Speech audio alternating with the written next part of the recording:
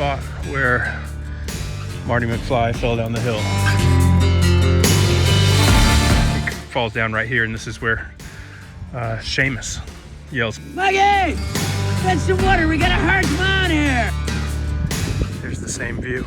This is the farm right back there, and there would have been a building about over here, I think right here. And you can vaguely see the trail right there, and which I'll get on a higher elevation and we'll see it a little better, but this is it.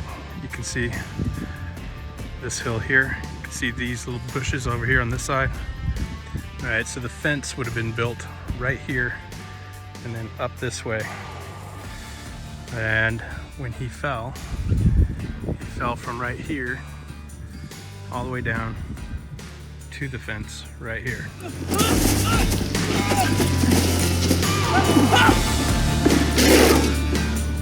After Seamus finds him right here, somewhere about right here where the fence post would have been broken, and Marty laying unconscious, Seamus walks up, gives him a smack on the face and yells for Maggie.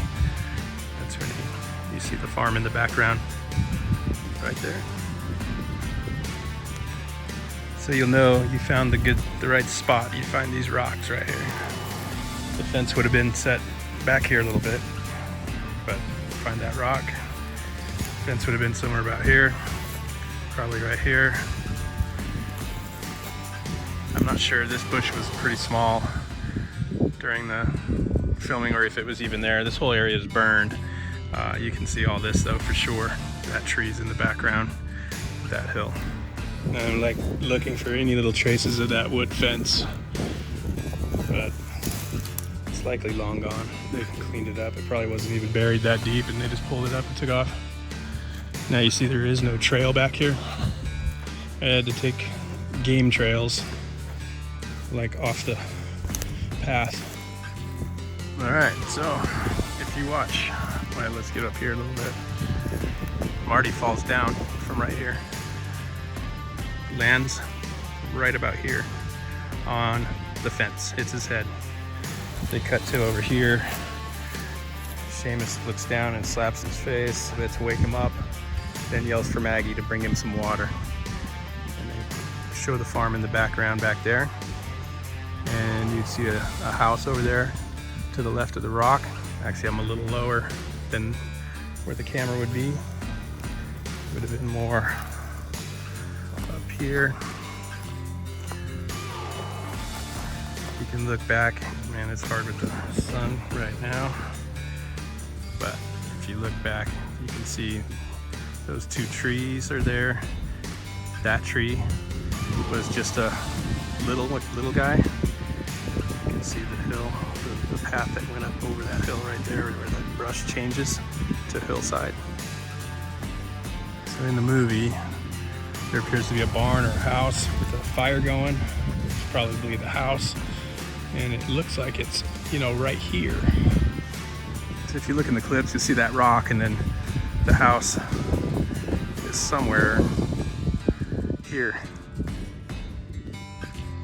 But I don't see any evidence of one ever existing. And normally, if it were real, there'd be some concrete footings or foundation, stem walls, something, because you don't just build it on the dirt. And I don't see anything at all.